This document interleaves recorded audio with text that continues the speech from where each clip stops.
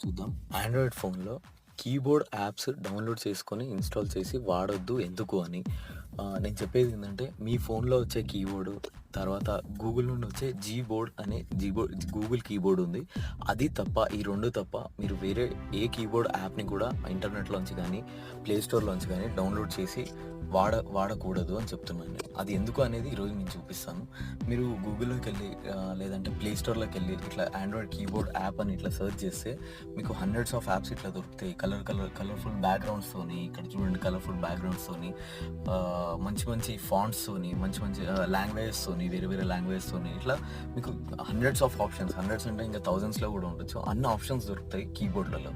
So మీరు హ్యాపీగా వాటిని ఇన్‌స్టాల్ చేసుకోవచ్చు, వాడుకోవచ్చు. మీరు ఎప్పుడు టైప్ చేసినా అది ఆ కీబోర్డ్ ఓపెన్ అవుతుంది. ఆ కలర్స్తోనే మీరు కీబోర్డ్ చూస్తూ టైప్ చేయగలుగుతారు. కానీ నేను చెప్పేది ఏంటంటే అది చేయకూడదు. అది ఎందుకు అని మీకు ఈరోజు చూపిస్తాను నేను. ఫర్ ఎగ్జాంపుల్ ఇప్పుడు నేను గూగుల్ కీబోర్డే వాడుతున్నాను. మీ ఎక్కడైనా నేను టైప్ చేసి చేయగలిగే ప్లేస్ తీసుకుందాం అనుకుంటున్నాను. సో నోట్స్ ఓపెన్ చేసినాను నేను. ఇది రెడ్మీ ఫోన్, రెడ్మీ 5 ఫోన్. అందులో నోట్స్ ఓపెన్ చేసి మీకు ఇక్కడ చూపిస్తున్నాను. ఇక్కడ మీరు గమనించాలి నేను చెప్తున్న ప్లేసెస్.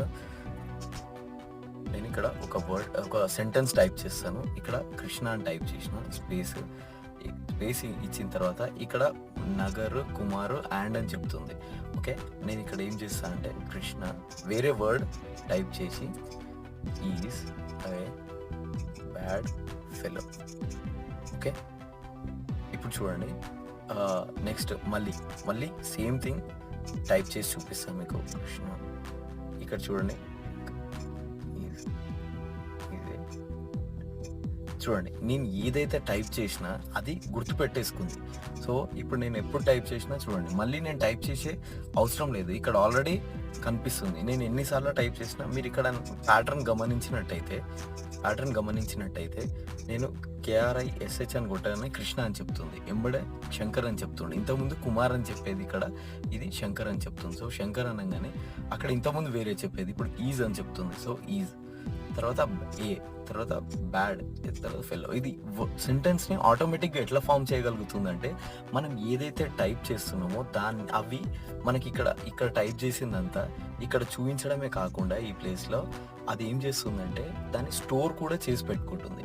సో సేమ్ ఫంక్షనాలిటీ మీరు ఏ కీబోర్డ్ యాప్ తీసుకున్నా, దేన్ని డౌన్లోడ్ చేసినా అందులో మీరు టైప్ చేసే ప్రతి అక్షరాన్ని మీకు చూపించడం, అట్ ద సేమ్ టైం మీకు అది వెనకాల బ్యాక్గ్రౌండ్లో సేవ్ చేసి పెట్టుకోవడం అనేది జరుగుతుంది. సో ఇది జరిగే అప్పుడు రిస్క్ ఏముంటుందంటే, మీరు ఒకవేళ ఏదైనా ఫర్ ఎగ్జాంపుల్ మీ SBI సైట్ ఓపెన్ చేసినారు, మీ ఇంటర్నెట్ బ్యాంకింగ్ ద్వారా మీ అకౌంట్ ఓపెన్ చేసి, ఇట్లా ఆన్లైన్ SBI ద్వారా అట్లా ఏమన్నా మీ అకౌంట్ ఓపెన్ చేసి ట్రాన్సాక్షన్ చేసి ఉంటారు. అది కాకపోతే ఇవాళ రేపు అది చేయట్లేదంటే, ఇవాళ రేపు మన ఫోన్లో గూగుల్ పే అనేది అందరికీ కంపల్సరీ అయిపోయింది. సో గూగుల్ పేకి వెళ్ళి మీ పిన్ కొడతారు. ఇట్లాంటివన్నీ మనం చేసేది దేని ద్వారా అంటే కీబోర్డ్ ద్వారా. సో ఆ కీబోర్డ్ అనేది మనం ట్రస్ట్ చేయలేని కీబోర్డ్ అయ్యి ఉంటే, దాన్ని వాడినప్పుడు వాళ్ళు మనం ఏవైతే పిన్ నెంబర్ కొడుతున్నామో అవన్నీ, ఇక్కడ మనం టైప్ చేసే పిన్, ఇవన్నీ వాళ్ళు సేవ్ చేసి వాళ్ళ డేటాబేస్లో సేవ్ చేసి మన యాప్ని రెప్లికేట్ చేసి మన పిన్, మన పాస్వర్డ్స్ అన్ని కాపీ కొట్టే ఛాన్స్ ఉంటుంది. సో ఇట్లాంటివి అవాయిడ్ చేయడానికి మనం వేరే వేరే సోర్సెస్ నుండి వచ్చిన కీబోర్డ్ యాప్స్ని వాటిని నమ్మకూడదు. ఇక్కడ చూడండి, పిన్ అడుగుతుంది గూగుల్ పేలో. నేను ఒకవేళ టైప్ చేసిన అనుకుందాం, ఇక్కడ ఏదైనా పిన్ టైప్ చేస్తే అది ఈ కీబోర్డ్ ఒకవేళ గుర్తుపెట్టుకోగలిగి ఎవరైతే ఈ కీబోర్డ్ తయారు చేసినారో వాళ్ళకి సెండ్ చేసేసిందంటే వాళ్ళ దగ్గర మీ పిన్ ఉందని అర్థం. సో ఇదే విధంగా పాస్వర్డ్స్కి జరగచ్చు, ఇదే విధంగా యూజర్ నేమ్స్కి జరగచ్చు. సో దీని ద్వారా చాలా పెద్ద రిస్క్ ఉంది. మీ అకౌంట్లో ఉన్న పైసలన్నీ వెళ్ళిపోయే రిస్క్ ఉంది. కాబట్టి మీరు కీబోర్డ్స్ ఎక్కడి నుంచి ఎక్కడ డౌన్లోడ్ చేయకుండా ఓన్లీ మీ ఫోన్ కొన్నప్పుడు వచ్చిన కీబోర్డ్ కానీ, లేదంటే మీ గూగుల్ వాళ్ళు ఇచ్చే జీబోర్డ్ అనే కీబోర్డ్ ఉంది, అది ఆండ్రాయిడ్ కీబోర్డ్, అది కూడా వాడచ్చు. ఎందుకంటే ఈ ఆండ్రాయిడ్ అనేది గూగుల్ ప్రోడక్టే. సో గూగుల్ నుండి వచ్చిన ప్రోడక్ట్ అయిన ఇంకో ప్రోడక్ట్ అయిన జీబోర్డ్ని మనం వాడుకోవచ్చు.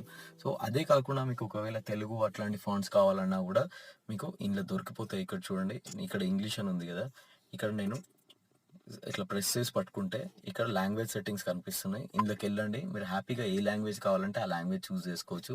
నేను ఆల్రెడీ తెలుగు యాడ్ చేసి ఉన్నాను, లేదంటే ఇక్కడ యాడ్ కీబోర్డ్కి వెళ్ళి తెలుగు కనిపిస్తుంది, యాడ్ చేసుకోండి.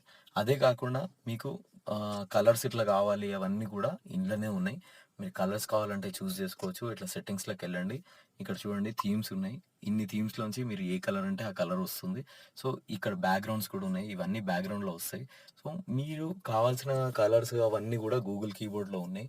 మీ ఓన్ ఫోన్‌లో వచ్చిన కీబోర్డ్‌లో కూడా ఉంటాయి. కాబట్టి మీరు వేరే కీబోర్డ్ కోసం వెళ్ళకండి. వేరే యాప్స్ డౌన్‌లోడ్ చేసి, వేరే కీబోర్డ్ యాప్స్ డౌన్‌లోడ్ చేసి వాడకండి. అందులో ఉన్న రిస్క్ చాలా పెద్దది. So, thank you for watching this video. నేను ఇదే విధంగా వీడియోస్ తయారు చేసి పెడుతుంటాను. మీ ఫోన్ మీరు ఎవరి సహాయం లేకుండా వాడగలిగేంత వరకు. సో, మీకేమైనా తెలుసుకోవాలని ఉన్నా, మీకేమైనా డౌట్ ఉన్నా నాకు ఈ వీడియో కామెంట్స్‌లో పెట్టండి. దానిపైన నేను మీకు ఏదో విధంగా సమాధానం ఇవ్వడానికి ట్రై చేస్తాను. So, thank you for watching.